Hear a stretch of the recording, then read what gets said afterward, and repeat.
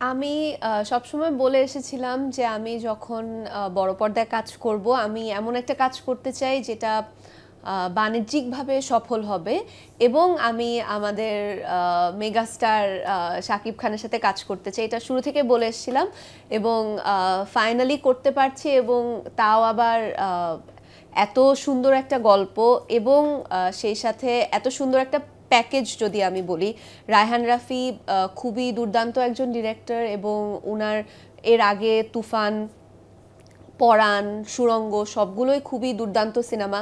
So ওনার ডিরেকশনে কাজ করা, সাথে হচ্ছে যেহেতু এটা ঈদে মুক্তি পাচ্ছে, সো সব কিছু মিলিয়ে আমি অনেক লাকি বলবো। আপনার কিছু আমরা ছবি অলরেডি ভাইরাল, রোমান্স করছেন কিং খানের সাথে, আসলেই তাণ্ডবে কি করছেন? ওকে, তাণ্ডবে কি করছি এটা তো আসলে সবার সিনেমা হলে গিয়ে দেখতে হবে। তবে আমি এটা বলতে পারি যে যেই সব ছবি বা ভিডিও আপনারা দেখেছেন সেগুলো অবশ্যই আছে, তবে গল্প একদমই অন্যরকম এবং গল্প এমনই ইউনিক বা ডিফারেন্ট যেটা আসলে আঁচ করার মতো না। সো সবার জন্যই একটা দুর্দান্ত সারপ্রাইজ আছে এবং আমি মনে করি যে সবার খুবই একটা দুর্দান্ত সময় যাবে যখন তারা ঈদের সময়টা সবার সাথে পরিবারের সাথে মিলে তাণ্ডব হলে দেখবে। রাফির কথা বলবো, রাফির সাথে কাজ করার এক্সপিরিয়েন্স দুর্দান্ত, কারণ রাফির সাথেও প্রথম কাজ। রাফির সাথে আমার অনেক দিন ধরেই মানে যেহেতু একসাথে একই জায়গায় কাজ করি, সো দেখা সাক্ষাৎ তো হয়েছে, তবে মানে ও তো আসলে মানে বয়সে খুব বেশি না, কিন্তু এত বছর ধরে কাজ করছে এবং সেই সাথে অনেকগুলো হিট সিনেমা উনি আমাদেরকে উপহার দিয়েছে।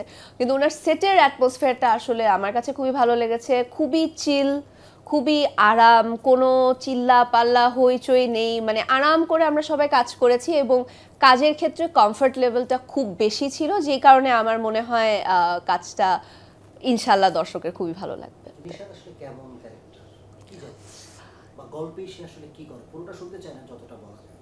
নিশাত চঞ্চল, নিশাত অনেক বেশি ভালোবাসে স্বাধীনকে এবং